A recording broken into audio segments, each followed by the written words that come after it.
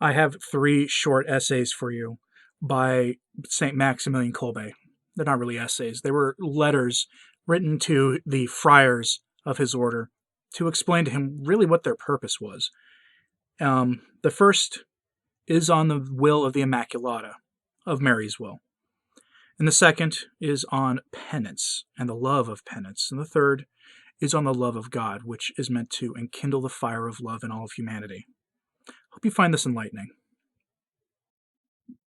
More than once, no doubt, we have come across the expression, God's will, or perhaps this other one, the Immaculate's will. Or again, the accomplishment of the Immaculate's will is the shortest and surest way to holiness. And at first, perhaps, a doubt arose in our minds whether such expressions are strictly true. Since our supreme legislator is God, our salvation depends on carrying out his will. The Immaculate is indeed the Mother of God, but compared with God's perfection, she is infinitely inferior to him, a creature brought into being by his will. Yes, it is true. The Immaculate is only one of God's works, and like every work, incomparably inferior to her Creator and entirely dependent on him.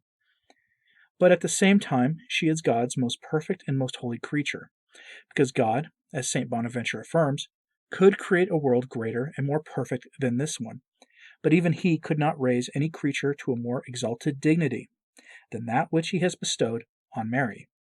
The Immaculate stands at the extreme limit between God and creation. She is a faithful image of God's perfection and sanctity. Our soul's degree of perfection depends on the union of our will with that of God. The greater the perfection, the closer the union. Because the most blessed Virgin surpasses in perfection all the angels and saints, her will is united with and made one in the closest manner with the will of God.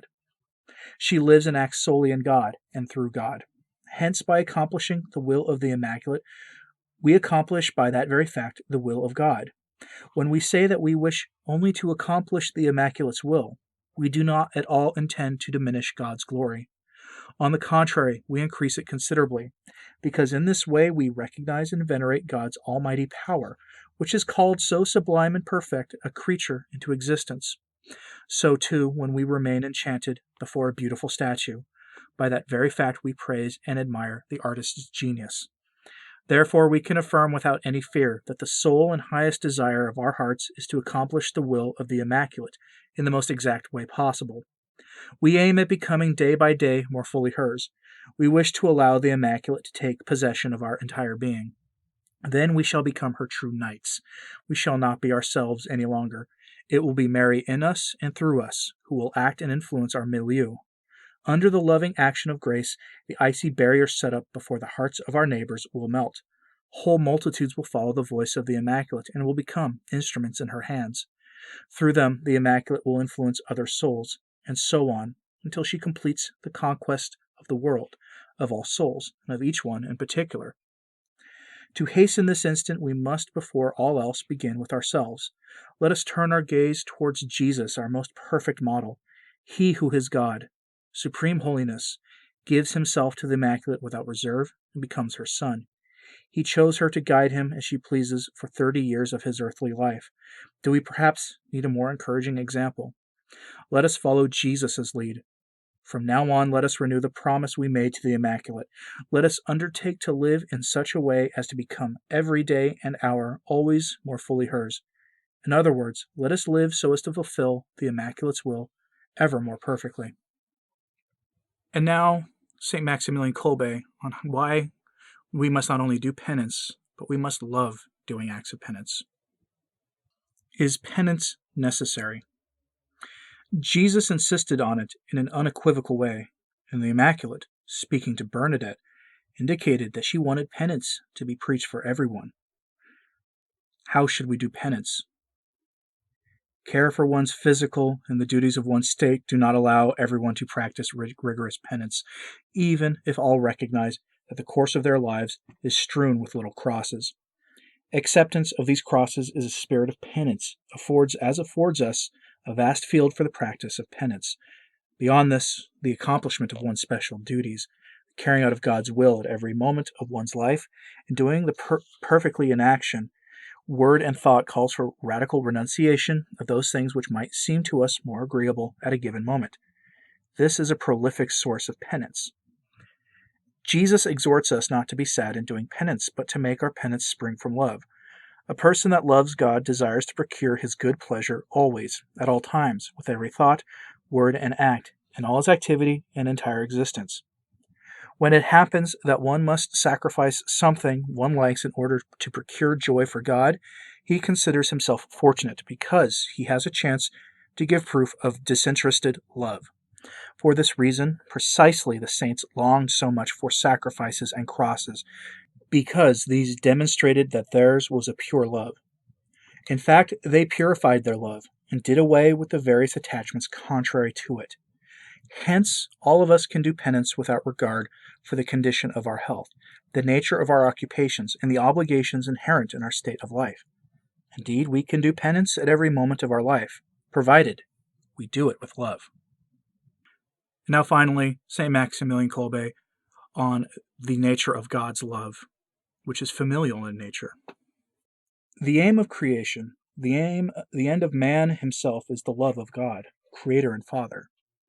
An ever greater love, the divinization of man, is return to God from whom he came, union with God, a fruitful love. So that love for the Father might become even more perfect, infinitely more perfect, the love of the Son, Jesus, made itself manifest.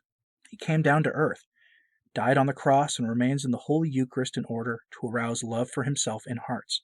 But so that the love for the Son might burn more intensely, and so that in this way love for the Father might be ever more mightily inflamed, help came to us from the Holy Spirit, from the Immaculate, the Mother full of mercy, the mediatrix of all graces, an earthly creature like ourselves, who strongly attracts hearts to herself and to her motherly heart. And as the love of God for creation descends to earth from the Father through the Son and the Holy Spirit, so too through the Holy Spirit and the Son, the response to this love arises, the reaction, the love of creatures for the Father. The love of the Father, the Son, and the Holy Spirit flames eternally. The love of the Father, of Jesus, and of the Immaculate knows no imperfection. Only man, not always and not in all things, responds imperfectly to this love with his own love. To arouse that love for the Immaculate, therefore, by enkindling it in one's own heart, to communicate this fire to those who live close to us, to set on fire with this love all souls, and each one in particular, those who live now and those who will live in the future, to make this flame burst forth ever more intensely and without restrictions in ourselves and all over the earth. Such is our purpose. Everything else is just a means. An effect resembles the cause that produced it. Consequently, every creature shows in itself some resemblance to God, and the more perfect the creature is, the more evident is this resemblance. God, the Holy Trinity, is love. So the reciprocal love of persons who comes together in a family is an authentic echo of divine love, the mutual love of father, mother, children, etc. Much more evidently does this love show itself in the spiritual field, which joins together the intellect, the will, and the being itself. Any representation of this love, even the most spiritual and perfect, will always remain infinitely far removed from the very fount of love, which is God. Even if we could establish thousands and thousands of degrees, each more perfect, each more spiritually pure than the last, there would still remain an infinite distance between even the most elevated of these degrees and the source of love itself. God brings himself down towards his own creature and joins himself to it in a love which annihilates that whole infinite space. He makes it a part of his own family, makes it one of his own children. The soul is regenerated in the sacred waters of baptism and thus becomes God's child. Water, which purifies everything over which it runs, is a symbol of her who purifies every soul which draws near to her. It is a symbol of the Immaculate, of her who is without stain. Upon whoever is washed in this water, the grace of the Holy Spirit descends. The Holy Spirit, the divine spouse of the Immaculate, acts only in her and through her. He communicates the supernatural life, the life of grace, the divine life, the sharing in divine love, and the divinity itself. The child of God, as a member of the divine family, has God the Father for his father, the Mother of God for his mother. He has the Son of God for brother. He becomes God's heir, and is joined to the other members of this divine family through love. Nor is this all. The Son of God selects spouses from among souls. He unites himself with them in a spousal love, and through him they become the mothers of many, many other souls. O soul, abandon yourself into the hands of your Father.